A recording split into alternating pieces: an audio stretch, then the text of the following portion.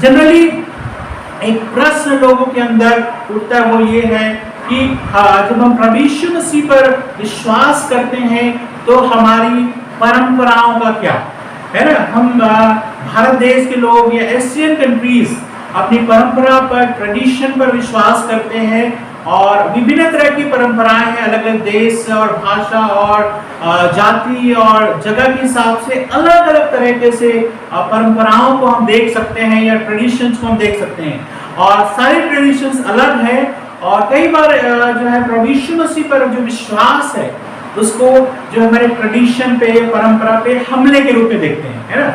Generally ऐसा हम देखते हैं कि लोग सोचते हैं या कई बार विश्वासी सोचते हैं कि क्या हम अपनी परंपराओं का पालन कर पाएंगे कि नहीं, या लोग सोचते हैं कि शायद ये मसीह विश्वास है वो परंपराओं के विरुद्ध है, ऐसा हम सोचते हैं। आज हम थोड़ी देर परमेश्वर के वचन से हम देखेंगे कि कई बार क्या होता है, प्रभु यीशु मसीह हमें एक प्रकार से कहना चाहिए एक सेपरेशन का या अलग करने की क्षमता में देते हैं कि कौन सी परंपरा जो है हमारे जीवन के लिए आवश्यक है और कौन सी परंपरा हमारे जीवन के लिए आवश्यक नहीं है जिसका हम पालन करते आ रहे हैं, है ना। तो आज हम परमेश्वर के वचन से मत्ती रचित सुसमाचार उसके 15 अध्याय के 1 पद से हम देखेंगे कि कैसे कुछ परंपराओं का पालन हम करते आए हैं या यहूदी लोग करते थे जो हमारे जीवन के लिए उतना महत्वपूर्ण नहीं है। अच्छा तो है लेकिन वो महत्वपूर्ण बात नहीं है। यहाँ पर 1 पद से कहता है, तब यरूशलेम से कई फरीसी और शास्त्री यीशु के पास आकर कहने लगे, तेरे चेले पूर्वजों की परंपराओं को क्यों टालते हैं और बिना हाथ धोए रोटी खाते हैं। ठीक है, यहाँ पर कुछ शास्त्री और फरीसी हैं जो यहूदी ट्रेडिशन में, परंपरा में पले पड़े हैं और ये परंपराएं जो है काफी दिनों से चलती आ रही, क्योंकि लिखा है पूर्वजों की परंपरा, है ना।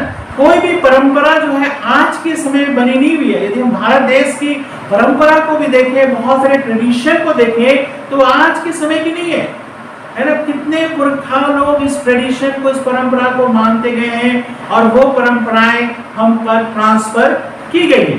और यहूदियों में भी ऐसी परंपराएं हम देखते हैं। यदि हम मरकुस रचित सुसमाचार उसके 7 अध्याय को हम पढ़ेंगे तो कुछ परंपराओं के विषय में आज हम देखेंगे कि परमेश्वर क्या वचन क्या कहते हैं। देखिए मरकुस रचित सुसमाचार उसका 7 अध्याय का 1 पद से मैं पढ़ता हूं। तब फरीसी और कुछ शास्त्री जो यरूशलेम से आए थे उसके पास इकट्ठा हुए और उन्होंने उसके कुछ चेलों को अशुद्ध अर्थात बिना धोए हाथों से रोटी खाते हुए देखा। अब 3 पद लिखा है, क्योंकि फरीसी और सब यहूदी पूर्वजों की परंपरा पर चलते हैं और जब तक भली भांति हाथ नहीं धो लेते तब तक नहीं खाते। ये एक परंपरा के विषय में बात है। और आगे भी 4 पद में, और बाजार से आकर जब तक स्नान नहीं कर लेते तब तक नहीं खाते, है ना। न केवल खाना खाने से पहले हाथ धोने की बात आ रही है, लेकिन कह रहे हैं यदि बाजार जाते हैं तो वहां से आकर के सबसे पहले नहाते हैं, उसके बाद खाना खाते हैं। अब देखिए इसमें 2 तरह की बात है। यदि सिर्फ आप सुरक्षा के दृष्टिकोण से ऐसा करते हैं कि खाना खाने से पहले हाथ धोते हैं, अच्छा है, ठीक है, क्योंकि कीटाणु हमारे शरीर में प्रवेश ना करे, तो सुरक्षा की दृष्टि से तो ये बहुत अच्छा है। या कहीं पर जाते हैं तो आकर के आप नहाते, बाजार जाते तो आप आके नहाते। तो आज के समय में तो बहुत कंपलसरी है ना, कि हाथ धोना या सैनिटाइजर से साफ करना या कहना जी बाहर से आकर के नहाना धोना, कपड़ों को धोना, अच्छी बात है। लेकिन ये जो बात की जा रही है वो इसलिए नहीं की जा रही कि सुरक्षा के दृष्टिकोण से, लेकिन ये ऐसी परंपरा है जिसने क्या किया, धार्मिक रूप ले लिया, एक परंपरा हो गया है। मतलब ऐसा करना आपको जरूरी है। जब तक आप ऐसा नहीं करते हैं आप परमेश्वर के पीछे नहीं चल रहे, है ना, या परमेश्वर की विधियों का पालन नहीं कर रहे हैं। तो यहाँ पे प्रश्न ये नहीं है कि हमारी सुरक्षा का सवाल नहीं है, लेकिन एक किस चीज का सवाल है कि जो भी परंपरा है क्या उसका पालन करते कि नहीं करते हैं। ठीक है, और आगे इसी में जब हम मरकुस 7 में देख रहे थे और यहाँ पर लिखा है और बहुत सी अन्य बातें हैं केवल यही नहीं, हाथ धोना या बाजार से आके नहाना, उसके बाद ही खाना खाना। कहते बहुत सी अन्य बातें भी है, ठीक है। और वो क्या अन्य बातें हैं, उनमें से कुछ ये भी है और उनके पास मांगने के लिए पहुंचाई गई है, और वो है जैसे कटोरों और लोटों और तांबे के बर्तनों को धोना मांजना, ठीक है। ऐसे सुन के ऐसा लगता है कि ये तो जनरल चीज है ना, हाथ धोए बिना खाना नहीं खाना जनरल चीज है, या बाजार से आके नहाना एक जनरल चीज है, या यहाँ पर लिखा है कि कटोरों और लोटों और तांबे के बर्तनों को मांगना धोना, ये तो जनरल चीज है, तो आम आदमी भी करेगा, एक जो बहुत से गरीब है, अशिक्षित भी है, वो चीज को करेगा सुरक्षा दृष्टिकोण से। लेकिन नहीं, यहाँ पर जो मेन जो फोकस वो ये है कि किस तरह से परंपराओं ने परमेश्वर के वचन का स्थान ले लिया है। आगे जब हम पढ़ेंगे, जब हम मत्ती से पढ़ेंगे आगे का जो भाग है, तब हमें स्पष्ट होगा कि परमेश्वर हमें क्या कहना चाहता है। मतलब यहाँ पर आगे जो है परमेश्वर का वचन कुछ बातों को रखना चाहता है। अब देखिए 15 अध्याय का 3 पद पढ़ेंगे, मत्ती उसके 15 अध्याय के 3 पद। उसने उनको उत्तर दिया, तुम भी अपनी परंपराओं के कारण क्यों परमेश्वर की आज्ञा टालते हो? क्यों तुम भी परंपराओं के कारण से परमेश्वर की आज्ञा को टालते हो? अब देखो यहाँ पे क्या बात हो रही है, यहाँ पर कुछ शास्त्री और फरीसी लोग आकर के उस पे दोष लगा रहे हैं, प्रभु यीशु पे दोष लगा रहे हैं, प्रभु यीशु के चेलों पे दोष लगा रहे हैं कि जो है तुम परंपराओं का पालन नहीं करते, हमारे देश की जो परंपरा है, हमारे जो धार्मिक रीति रिवाज है, उसका तुम पालन नहीं करते। तो यहाँ पर एक दोष लगाने की भावना से जो है प्रभु यीशु मसीह को कह रहे हैं। तो प्रभु यीशु मसीह यहाँ पे क्या कहते हैं कि तुम भी तो अपनी परंपराओं का पालन करने की वजह से परमेश्वर की विधियों को या परमेश्वर की आज्ञाओं को टाल देते। समझ रहे अंतर क्या हो रहा है यहाँ पे? यहाँ पर परमेश्वर हमें इस बात को ध्यान आकर्षित करना चाहता है कि हमारे लिए क्या महत्वपूर्ण है। हमारे लिए परंपरा महत्वपूर्ण है या परमेश्वर की आज्ञा, परमेश्वर की विधि महत्वपूर्ण है ना? ध्यान दीजिए, कोई भी परंपरा है, दुनिया के किसी भी कोने में जाओ, ठीक है, अलग अलग कारणों से परंपराएं जो है बनाई गई हैं या हुई है। मैं नहीं कह रहा हूं कि सारी परंपराओं को हमें निग्लेक्ट करना है, साइड कर देना, ऐसा नहीं है, लेकिन परंपराएं परमेश्वर के वचन का स्थान नहीं लेना चाहिए। हमारा जीवन जो है परंपरा पे आधारित नहीं होना चाहिए। परंपरा अच्छी चीज है, मैं कभी विरोध नहीं कर रहा, लेकिन हमारा जो परंपरा है, ट्रेडिशन है, पूर्वजों के तरह जो दी गई चीजें हैं, कई बार परमेश्वर के वचन का स्थान ले लेती हैं।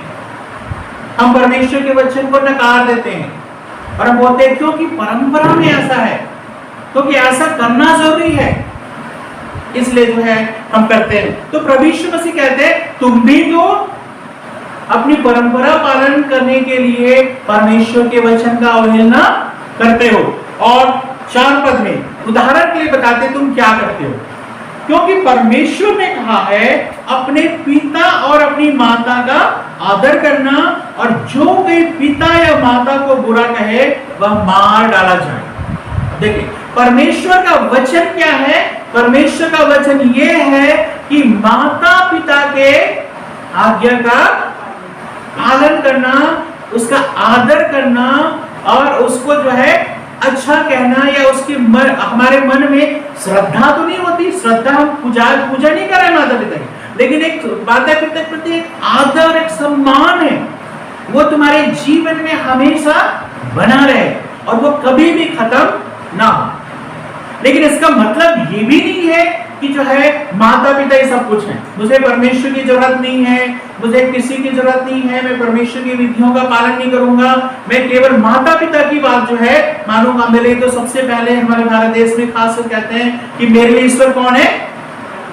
मेरे माता पिता है, ठीक है, अवश्य उन्होंने जीवन दिया है, संसार में लाने में हेल्प किया है, और उसके लिए परमेश्वर का वचन कहता है तुम्हें माता पिता के प्रति जो है एक आदर, एक श्रद्धा, एक सम्मान जो है हमेशा तुम्हारे जीवन में पाया जाए। और नीति वचन तो यहाँ तक ही कहता है कि जो कोई अपने माता पिता के लिए बुरा बोलता है या माता पिता को बुराई करता है, वो कभी जीवन में सफल नहीं हो पाएगा।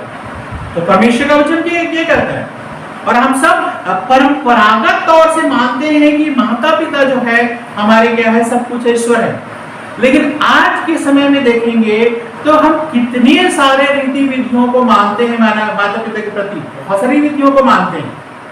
ठीक है, बहुत सारे विधि हैं जिसमें हम हमारे देश में बहुत सारे रीति रिवाज हैं जिसमें हम क्या करते हैं, खासकर मरने के बाद तो ज्यादा है। ठीक है, जीवन भर शायद हम कई बार उसकी परवाह ना करें या उसकी देखभाल ना करें। आज के समय में देखा जाए तो कितने सारे बच्चे हैं जो माता पिता को अपने पास रखते हैं या रखना चाहते हैं या उसकी सेवा करते हैं या करना चाहते हैं। बहुत कम, रेयर है ना। आप देखोगे कि माता पिता जीवन भर बच्चों के लिए अपना जीवन दे देते हैं, उसके बाद जो है बच्चे जो अपने पैर पे जब खड़े हो जाते हैं तो माता पिता उनके लिए क्या हो जाते हैं, बोझ, है ना। क्योंकि माता पिता को एक बोझ की तरह देखने लग जाते हैं और बहुत ही मुश्किल होता है उसको जो है समझना, उसका आदर करना, उसको अपने घर में रखना। लेकिन फिर भी क्या है, मैंने देखा है कि बहुत बार हम अपने माता पिता को जो है जिंदगी भर हम कुछ भी नहीं करते उनके लिए, है ना, बोझ की तरह देखते हैं। लेकिन जब इस दुनिया से चले जाते हैं तो क्या करेंगे, हम सारे क्रियाकलाप करेंगे उसके लिए, है ना। माता पिता को शायद हम 1 रुपया भी नहीं देंगे या भूखे मर, मैंने देखा है, इसलिए मैं इस बात को बोल रहा हूँ। गांव में भी देखा है मैंने कि बहुतों के लोग बच्चे हैं अच्छे हैं, लेकिन वो माता पिता खाने के लिए तरस रहे हैं या कपड़े पहनने के लिए तरस रहे हैं या बहुत सारे फसल हो रहे हैं लेकिन उनको खाने के लिए तरस रहे हैं, मैंने देखा है। लेकिन उसके मरने के बाद बच्चे क्या है, कितनी सारे क्रियाकलाप, कितने सारे पैसे खर्च करते हैं, कितने सारे क्रियाकलाप करते हैं और केवल वही तुरंत खत्म नहीं होता, लेकिन मरने के बाद भी कितने सालों तक चला जाता है, चलाता है कि नहीं चलाता है। बहुत सारे चीजें हम करते हैं, हर साल हम करते हैं, है ना। तो यहाँ पर हमने किस चीज को ज्यादा स्थान दिया है, परंपरा को ज्यादा स्थान दिया है, बजाय कि वास्तव में परमेश्वर का वचन जो हमें सिखाता है कि माँ बाप के प्रति तुम्हारे मन में आदर रहे। और यहाँ पे जब आदर की बात कही जा रही है तो आदर का मतलब सिर्फ मुंह से आदर की बात नहीं कही जाती, मतलब माता पिता के लिए जो तुम्हें करना चाहिए उसको करने के लिए तुम हमेशा तैयार तुम्हें होना है, ये कहने का मतलब है। और आगे क्या होता है 5 पद में, पर तुम कहते हो कि यदि कोई अपने पिता या माता से कहे जो कुछ तुझे मुझसे लाभ पहुंच सकता था वह परमेश्वर को भेंट चढ़ाया जा चुका, तो अपने पिता का आदर ना करे, इस प्रकार तुमने अपनी परंपरा के कारण परमेश्वर का वचन टाल दिया। अब यहाँ पे आदर करने से क्या मतलब है, हाँ, इस दूसरे वचन से स्पष्ट होता है कि कहता है कि कई लोग क्या करते थे इससे बचने के लिए कि माता पिता का आदर करना ना पड़े, उसकी सेवा ना करना पड़े, तो बोलते थे कि जो है कि जो कुछ मैं सहायता कर सकता था माता पिता का वो मैंने परमेश्वर को चढ़ा दिया। समझ रहे हैं? जब कोई ऐसा कहता था कि मैंने परमेश्वर को चढ़ा दिया या परमेश्वर को दान कर दिया, तो कहता है वो माता पिता की सेवा से वंचित हो जाता था, मतलब उसको करने की जरूरत नहीं है। तो देखो कैसा, मतलब लोगों ने इससे हटने के लिए कैसे नियम बना लिए थे। मतलब परमेश्वर का वचन कहता है माता पिता की तुम्हें आदर करना है, उनकी सेवा करना है, उनकी सहायता करना है, लेकिन उससे बचने के लिए लोगों ने क्या उपाय कर दिया, क्या परंपराएं बना दी कि यदि बोलते थे कि हमने जितना खर्चा माता पिता पे करना था वो हमने परमेश्वर को दे दिया, अब हमें माता पिता की सेवा करने की जरूरत नहीं है। समझ रहे अंतर को?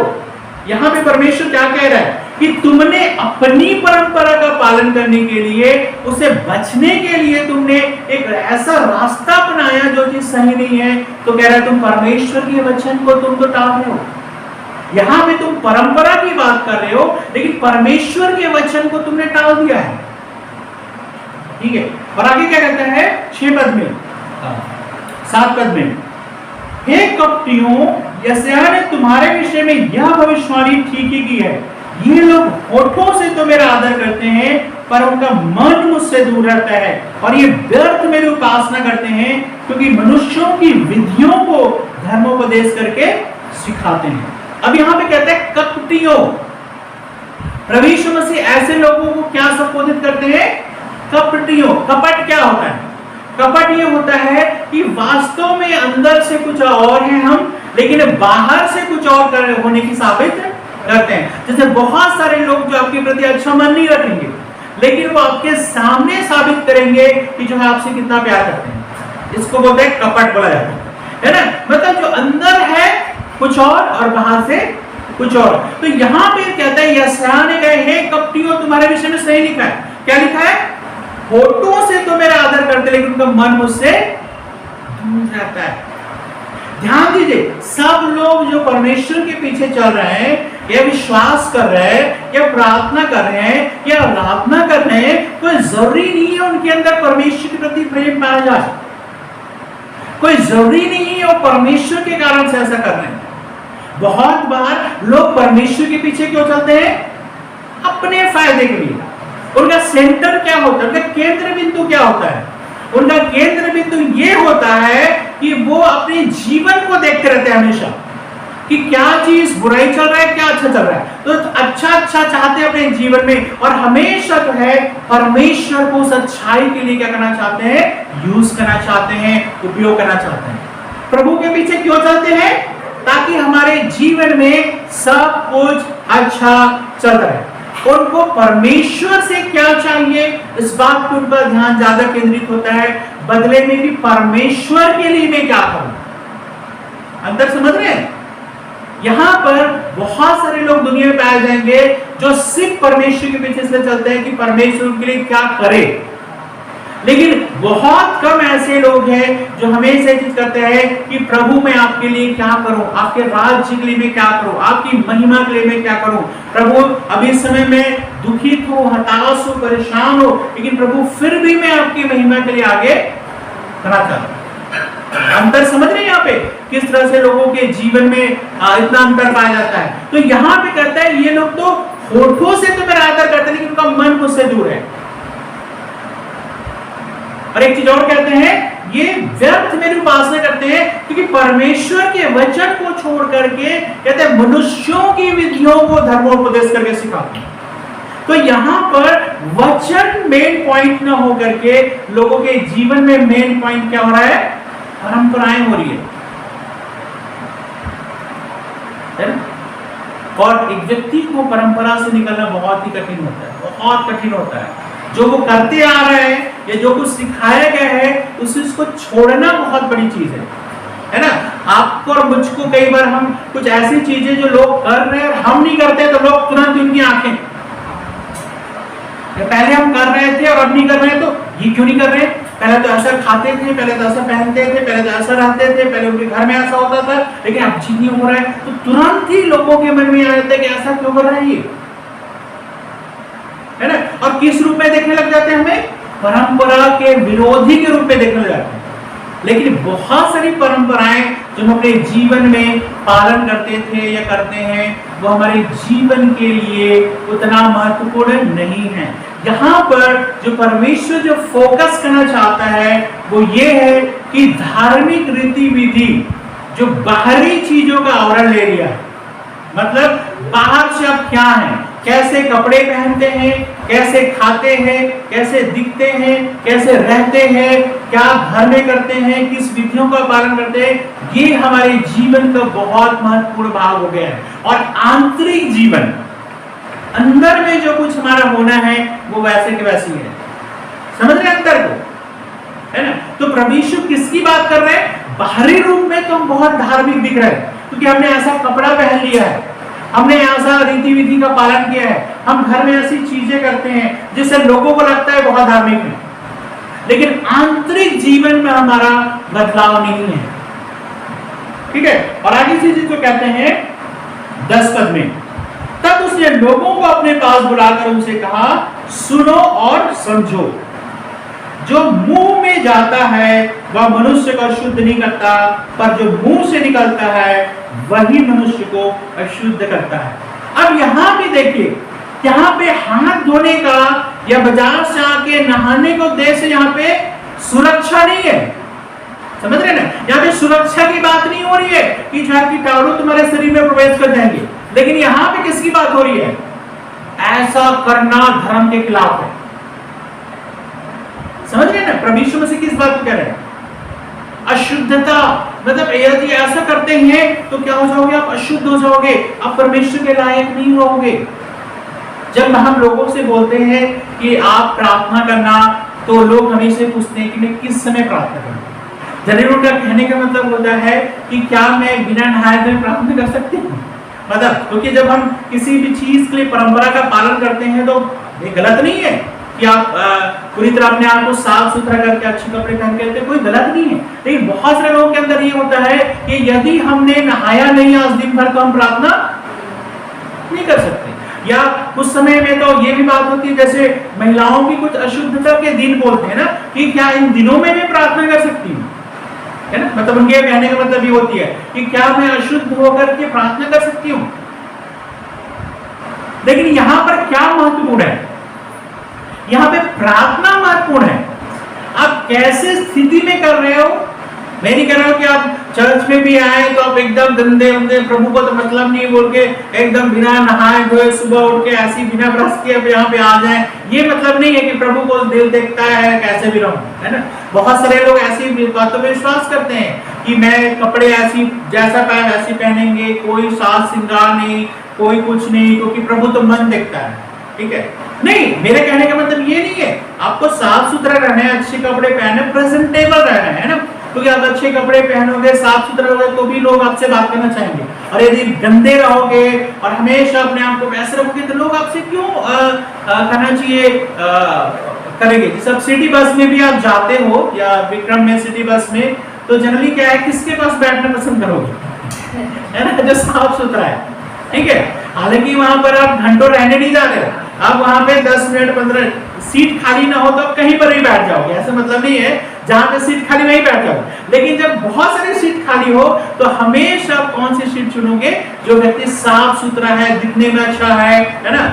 तो इस चीज को तो बाहरी जो रूप है उसको गलत नहीं बोल रहे, लेकिन केवल बाहरी चीजों पे ध्यान देना लेकिन आंतरिक चीजों को महत्व नहीं देना, ये चीज है आज के समय में सबसे ज्यादा है। ठीक है? लोग जो है लिखा है बाइबल में, प्रभु यीशु मसीह ने कहा लोग तुम्हें मार डालेंगे फिर भी सोचेंगे हम परमेश्वर की सेवा कर रहे हैं। जबकि परमेश्वर ने क्या बोला है? तू हत्या नहीं करना। ये परमेश्वर की आज्ञा है, हत्या नहीं करना। लेकिन लोगों का जीवन लेके भी क्या बोल रहे हैं? हम परमेश्वर के लिए कर रहे हैं, परमेश्वर की सेवा कर रहे हैं। तो क्या है? क्या परमेश्वर की सेवा कर रहे हैं? नहीं कर रहे हैं। तो यहाँ पर प्रभु यीशु मसीह इसी चीज को बोलते हैं कि यहाँ पर कि जो मनुष्य के पेट जो है जो मनुष्य के अंदर जाता है वो मनुष्य को शुद्ध नहीं करता है। इसलिए तो कोई भी खाने पीने की चीजें मनुष्य का शुद्ध नहीं कर सकती। अब बोलोगे शराब खाने पीने की चीजें नहीं है। ठीक है? वो एक्स्ट्रा चीजें बनाई गई हैं जो कहना चाहिए एक प्रकार से मनुष्य करने के लिए कि मैं अपने जीवन का मालिक मैं हूं। जैसे शराबी व्यक्ति होता है वो अपने जीवन का मालिक समझता, सब कुछ भी करूं, है ना?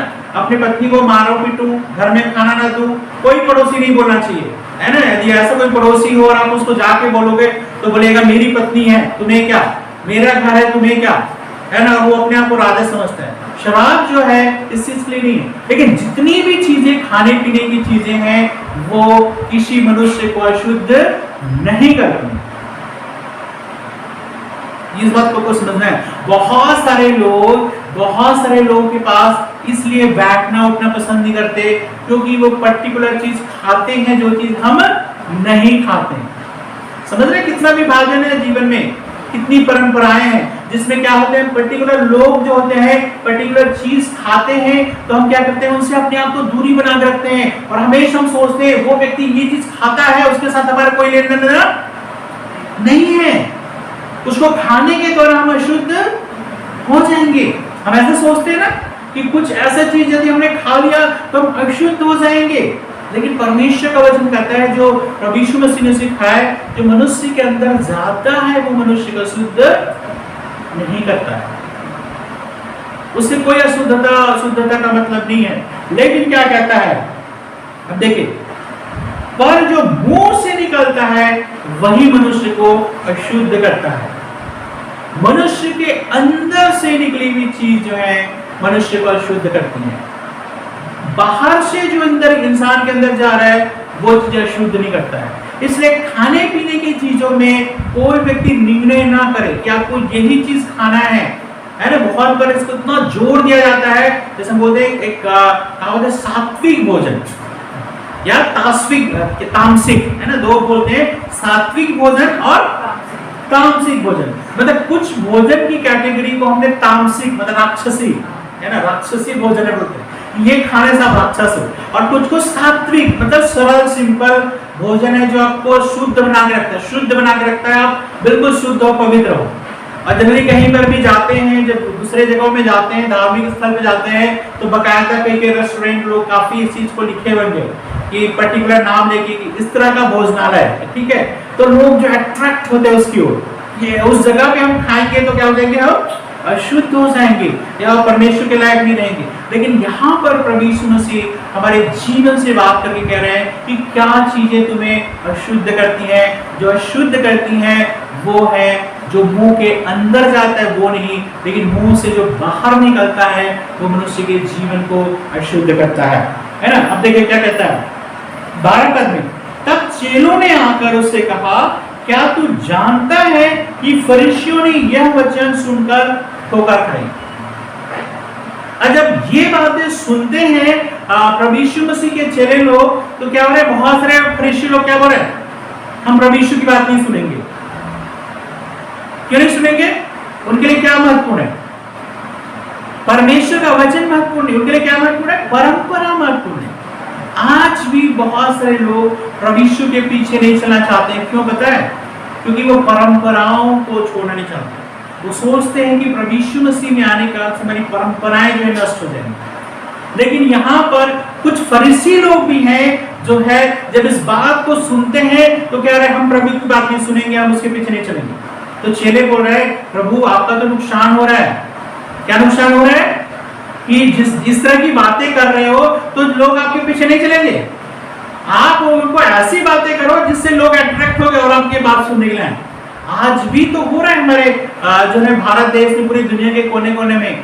कहां पर लोग जाना पसंद करते हैं, कौन से चर्च में लोग जाना पसंद करते हैं, कौन सी सभा में लोग जाना पसंद करते हैं, किसकी लोग सुनना ज्यादा पसंद करते हैं, जो क्या सिखाए कि कैसे तुम्हारा जीवन सफल हो, कैसे तुम्हारा नाम आगे हो, कैसे तुम्हारे घर में भरपूरी रहे, कैसे तुम्हारे जीवन में तुम उन्नति करो।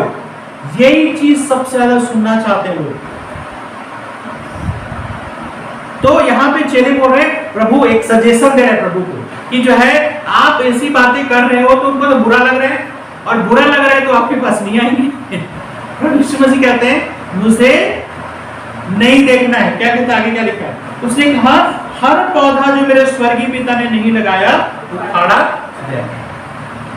प्रभु यीशु मसीह कहते हैं लोगों को अपनी ओर आकर्षित करने के लिए वो बातें मैं नहीं सिखाऊंगा या नहीं करूंगा जो लोगों को तो आकर्षित करती हैं, लेकिन परमेश्वर के अनुसार नहीं है।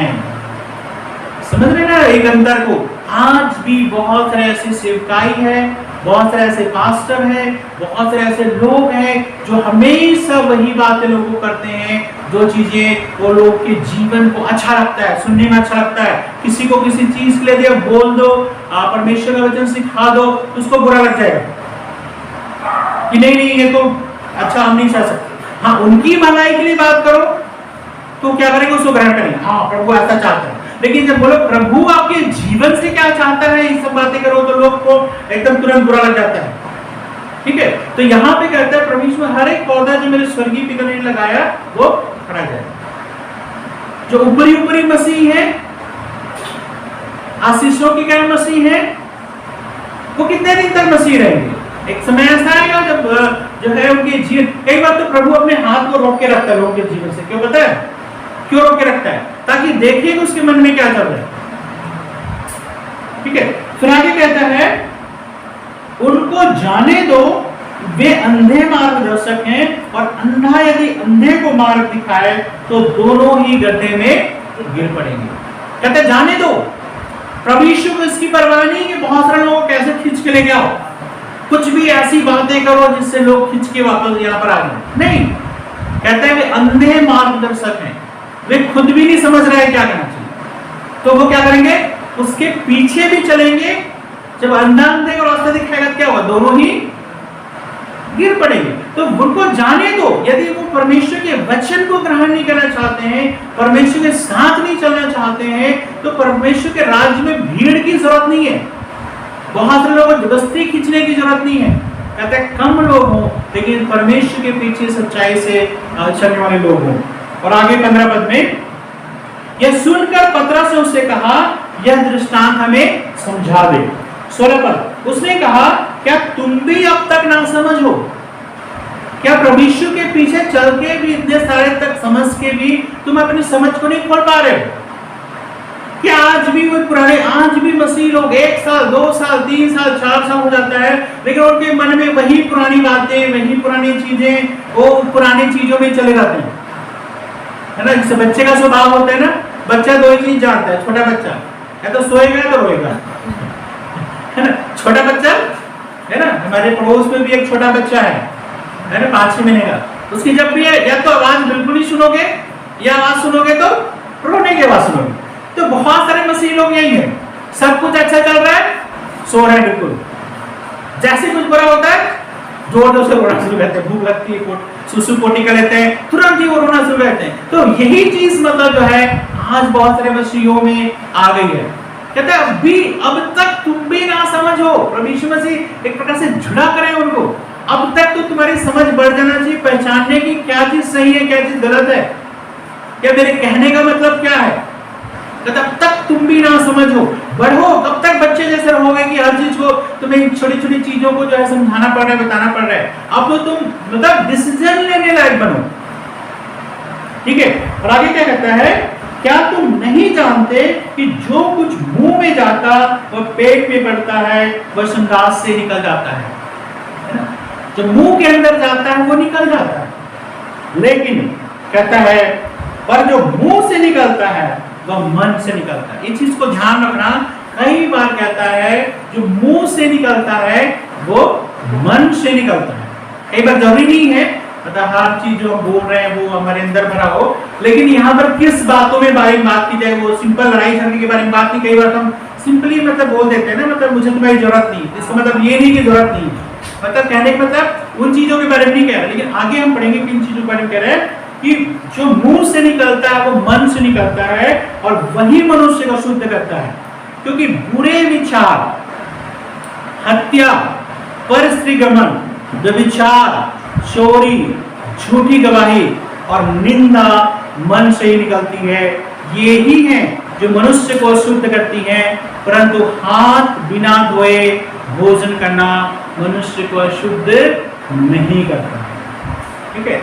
तो यहाँ पर प्रभु यीशु मसीह किस बात पे जोर दे रहे हैं, कहते हैं जो कुछ तुम्हारे मुंह से निकल रहा है। यहाँ पे मुंह में पॉइंट नहीं है, लेकिन मेन पॉइंट क्या है, हमारे मन से निकले हुए विचार, हमारे मन में जो हम सोचते हैं या जो कुछ हम कार्य करते हैं, सबसे पहला क्या होता है, हमारे मन में होता है। कोई भी डर है आपके कहाँ होता है, मन में होता है, तब आपका शरीर कांपने लग जाता है। कोई भी शैतान की, इसलिए तो सबसे ज्यादा हमला कहाँ करता है पता है, वो डायरेक्ट आपके शरीर पे नहीं करेगा, क्योंकि शरीर पे डायरेक्ट कुछ नहीं कर सकता, तो आपके मन में करेगा। तुरंत ही आपके मन में होगा कि जैसे फॉर एग्जाम्पल मतलब किसी को सिर दर्द हो रहा है। अब सिर दर्द के 100 कारण हैं, बहुत सारे कारण हो सकते हैं। सिंपली आप सोए नहीं इसलिए सिर दर्द हो रहा है, आपकी आंखों में तकलीफ है, आंखों में जोर पड़ रहा है इसलिए सिर दर्द हो रहा है, बहुत सारे कारण हो सकते हैं। लेकिन आपके मन में कौन सा बड़ा डर आएगा कि मेरे सिर में कोई बड़ा प्रॉब्लम तो नहीं हो गया। तो किसी पड़ोस में किसी को सिर दर्द हुआ होगा और उसको कोई बड़ा प्रॉब्लम हुआ होगा, ऑपरेशन करने की जरूरत होगी, तो आपको तुरंत आपके मन में क्या विचार आएगा, ये नहीं आएगा सिंपल कोई कारण है, लेकिन क्या आएगा कि मैंने अरे उसको सिर दर्द हो रहा था तो वही चीज मेरे साथ भी ना हो, मुझे भी ऑपरेशन करने की जरूरत, मेरा प्रॉब्लम बहुत बड़ा है। और आपका शरीर भी वैसे रिएक्ट करने का शुरू कर देता है ना। सिर दर्द एक उदाहरण के लिए मैंने बताया, मतलब ये नहीं कह रहा हूँ मतलब सिर दर्द के पीछे कारण है, मैं आपको बता रहा हूँ सबसे पहले आपके मन में होता है ना। तो यहाँ पर कहते हैं मन से जो निकली हुई चीज है वो सबसे ज्यादा मनुष्य को अशुद्ध करती है। लेकिन आज जो है कितने सारे लोग हैं जो अपने मन को प्रभु के समक्ष रखते हैं। लोगों का मन अभी भी अशुद्धता में, बुरे विचार, हत्या, परस्त्रीगमन, व्यभिचार, चोरी, झूठी गवाही, निंदा, ये सब कुछ क्या है, अंदर में भरी पड़ी है। लेकिन बाहर से क्या है, धार्मिक। सब जगह मिलेंगे, हर धर्मों में मिलेंगे, सब जगह मिलेंगे, किसी भी जगह जाओ, अंदर उनका ऐसा है। लेकिन बाहर से वो अच्छी प्रार्थना करते हैं, अच्छा गाना गाते हैं, अच्छा प्रचार करते हैं, अच्छा सब कुछ करते हैं, लेकिन अंदर उनका जो है अभी भी ये चीज भरा हुआ है। तो क्या चीजें मनुष्य को शुद्ध करती हैं? कहता है बिना हाथ धोए खाना खाना मनुष्य को शुद्ध नहीं करता है, लेकिन ये जो चीजें जो मन से निकलती हैं वो चीजें मनुष्य को शुद्ध करती हैं। तो यहाँ पर जो हम प्रभु के पीछे चल रहे हैं, तो किसमें सबसे ज्यादा परिवर्तन की जरूरत है? अंदर सबसे ज्यादा परिवर्तन की जरूरत है, मन में परिवर्तन की जरूरत है। केवल बाहरी रूप से आप क्या बन गए, हम जैसे नहीं कि कोई बहुत ज्यादा प्रार्थना करते हैं, हम उसको सोचते हैं बहुत धार्मिक है, जो बहुत ज्यादा वचन बताते हैं तो हम सोचते हैं बहुत धार्मिक है, या बहुत सारे लोग बहुत सारी चीजें ऐसी चीजें करते हैं जिसके द्वारा हमको लगता है कि यार नहीं वो तो बहुत अच्छे लोग हैं, बहुत भलाई के लोग हैं, फिर अंदर से ये सारी चीजें भरी हुई है। प्रभु जो है कहता है मन को, आपके जीवन को, मेरे जीवन को स्पर्श करना चाहता है। मन में ये चीजें हैं तो हम प्रभु के पीछे नहीं चल रहे हैं। तो आज भी लोगों ने परंपराओं को सबसे ज्यादा जो है पालन करने के लिए सबसे ज्यादा है, बहुत किसी भी तरह का पालन परंपरा हो सकता है, चाहे वो चाहे क्रिश्चियन परंपरा हो सकता है। मेरी कह रहा हूँ कि बाकी जितनी भी परंपराएं, क्रिश्चियनों में भी बहुत सारी परंपराएं हैं जो परमेश्वर के वचन के अनुसार नहीं। जैसे यहूदी लोग भी बहुत सारी ऐसी परंपरा का पालन करते थे जो परमेश्वर के वचन के अनुसार नहीं है, लेकिन बहुत सारे ऐसी परंपराएं हैं जो मसीह लोग भी मानते हैं, जो परमेश्वर के वचन का भाग नहीं है। ये दुनिया के बहुत सारे धर्म के लोग इस चीज को मानते हैं, लेकिन वो परंपरा को पहला प्राथमिकता देते हैं, परमेश्वर के वचन को पहली प्राथमिकता नहीं देते। इसके विषय में परमेश्वर का वचन सिखाता है कि क्या मत भूलें। कभी भी आपको इस बात का कभी दुख हो कि भाई मैंने तो पूर्वजों की चली आ रही परंपरा का पालन नहीं किया या नहीं चीज है, कभी भी दुखी मत हो, क्योंकि असली क्या है? असली है परमेश्वर के वचन का पालन कर रहे हो नहीं कर रहे हो, ये महत्वपूर्ण है। ठीक है, आइए इस समय इस बातों पर विचार करें और इस समय हम प्रार्थना करें और अपने जीवन को प्रभु के हाथ में सौंपें और उसे कहें प्रभु केवल बाहरी रूप से नहीं लेकिन आंतरिक रूप से बदलाव को मैं अपने जीवन में चाहता हूँ, चाहती हूँ। प्रभु मेरे जीवन में ऐसा कर, प्रभु दया कर मुझ पर। पवित्र आत्मा आपके हृदय को बदलने वाला परमेश्वर है, मन को बदलने वाला परमेश्वर है। केवल बाहरी परंपराओं पे ही आप आधारित न रह जाएं, लेकिन एक आंतरिक बदलाव, आंतरिक परिवर्तन परमेश्वर आपके और मेरे जीवन से चाहता है। हम सबको प्रभु इस समय बड़ी आशीष दे, जितने यहाँ पर उपस्थित हैं और जितने लोग प्रभु हमें ऑनलाइन देख रहे हैं प्रभु, या ऑफलाइन प्रभु फेसबुक के माध्यम से, यूट्यूब के माध्यम से देखते प्रभु, हर एक के जीवन को आज स्पर्श कर प्रभु, और पवित्र आत्मा होने दे कि हमारे जीवन में एक आंतरिक बदलाव को प्रभु हम देख सकें। प्रभु बाहरी रूप से तो हमें प्रभु अच्छा रहना है, शुद्ध रहना है, पवित्र रहना है, लेकिन प्रभु हमारे लिए जो बहुत महत्वपूर्ण भाग ये है कि परमेश्वर का वचन और परंपरा की जब बात आती है तो प्रभु हमें आपके वचन को अपने जीवन में स्थान देना। बहुत ऐसी परंपराएं हैं जिसका पालन आज तक हम करते आए हैं प्रभु, लेकिन प्रभु होने दे हम आपके वचन का पालन करें, ऐसे मेरे सहायता मदद करें। धन्यवाद। सब बातों में प्रभु आपके नाम को मैं देते, पूरे सप्ताह भर आप हमें संभाल करती है, दुर्घटना, बीमारी, दुष्टतानी शक्ति से बचा रखती है। इस जगह पर आपके नाम की महिमा हो, बहुत सारे लोग इस जगह पर आके आपके और आपकी महिमा कर सकते। धन्यवाद, तेरी महिमा हो। धन्यवाद करते प्रभु, आपने मैं को सुनाया। धन्यवाद के साथ यीशु के नाम से आमीन। अब हमारे परमेश्वर पिता का प्रेम, परमेश्वर का अनुग्रह और पवित्र आत्मा की सहभागिता हमें से हर एक की शांति के लिए आमीन।